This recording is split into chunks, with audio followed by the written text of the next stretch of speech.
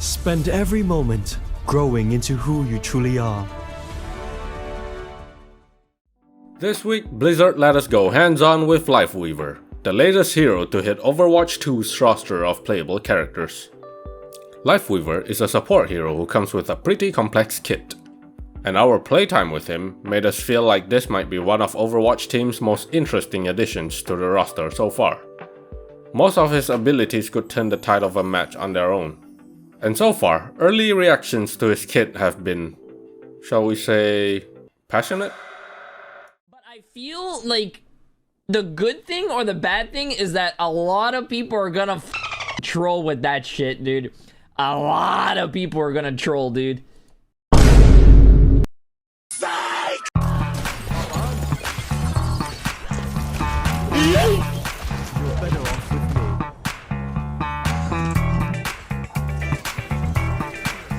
Bye, have a beautiful time.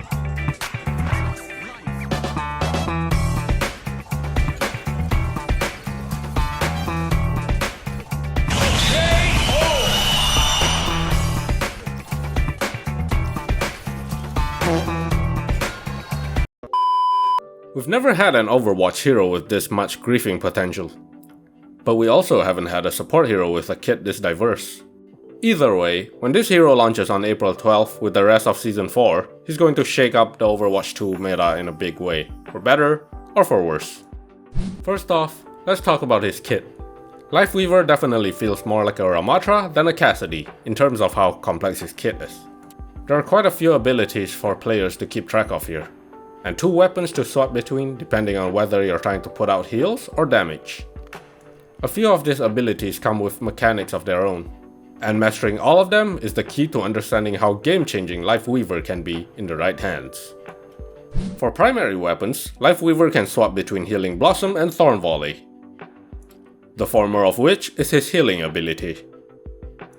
It charges up for a few seconds before automatically honing in on allies when released, providing a healthy chunk of healing. Unlike Kiriko's healing Ofuda, it's much harder to miss, but it also doesn't do as much healing. Thorn Volley is the opposite. It has a lot of DPS potential, but a really wide spread to keep track of at the same time. Next up, his 3 abilities. First is Petal Platform, a large flower that Lifeweaver throws on the ground and only activates when someone steps on it, enemy and ally alike. The platform will then lift them up for higher elevation or just get them out of danger.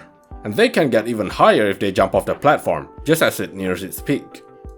The petal can block damage and be destroyed, just like a horizontal Mei wall.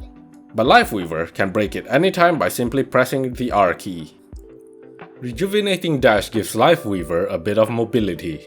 This quick dash doesn't take you very far, but it does a light amount of healing to get you out of tight spots, and a few iframes to avoid damage.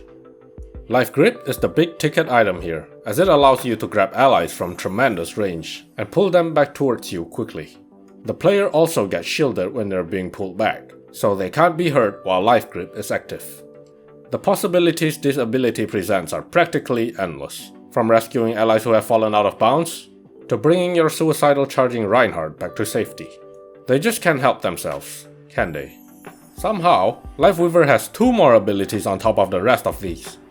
His ultimate is called Tree of Life, and it allows him to place a massive tree made from Biolite anywhere on the map, as long as there's a floor. The tree also acts like a Mei wall, blocking about 1000 damage while providing huge amounts of AoE healing for a short period of time. After that, it fades away. His passive is called Parting Gift, and it looks like a small flower that he drops after death. The flower can be picked up by allies for 250 HP of healing, but it can also be picked up by enemies for 75 HP of healing. All this translates to a hero that's pretty difficult to master, at least at first. We queued up a few games against bots in the Overwatch 2 test server during our early access sessions, and found that while the hero is really fun to play, it's ridiculously easy to lose track of all his abilities in the heat of battle. You have to pay special attention to your allies' positioning to know the right moment to life grip them out of a potentially deadly situation. You also have to decide between throwing down your petal platform to elevate allies or to disrupt enemies. And then you have to decide between keeping that platform in the air or destroying it to quicken the cooldown. That being said, Lifeweaver still feels like the shot to the arm that the support roster has badly needed for years now. There's a lot of depth here, and when his abilities are used right, they can almost feel unfair to play against. During team fights, it feels like you've been handed control to watch over your team's positioning, with final say on when to pull them out of a bad play. His life grip also has an insane range, capable of pulling allies back from the other end of the control point if necessary. Alright, 3, 2, 1. Oh my god! Lifeweaver's abilities also offer a lot of synergy potential for the team. Petal Platform isn't just there to give extra mobility to slower heroes like Zenyatta or Ana, but it also could come in clutch for Cassidy's High Noon, giving him an immediate vantage point that doubles as a shield. His Tree of Life is difficult to destroy unless the entire enemy team focuses fire on it, so why not use it to block tight choke points and deny access to the enemies? Alternatively, you could sprout a tree when you hear Bastion's ult go off and hide underneath its leaves. Those block damage too. Same goes for Pharah's Rocket Barrage. A lot of support teams' abilities are meant to lift up allies in more subtle ways. Lucio's ult gives you enough shields to withstand a Diva Bomb, while Mercy's damage boost allows Sojourn quick kills with her railgun. However, these abilities have limited potential, as opposed to how much freedom Lifeweaver has to turn the tide of battle with the right team. If the player manages to land in a 5-stack team with comms on, they could orchestrate some truly immense plays using Petal Platform and Life Grip alone. Sigmas might have to start placing their shields up in the air to counter enemies suddenly gaining elevation with little to no choice. Lifeweaver's kits reward cooperation, but on the flip side, punishes lone wolf gameplays. Unlike Moira, this hero can't just dive into a Genji and return to his team unscathed. Rejuvenating Dash doesn't give you nearly enough healing to get out of sticky situations like these, and it doesn't have the range of Kiriko's teleport. And his hitbox is much larger than the rest of the support roster, which makes him an easier target. Not to mention, his low healing output, which practically requires a main support hero to pick up the pace. Lifeweaver is going to divide players when he joins the roster in Season 4, but he holds tremendous potential for those patient enough to master him.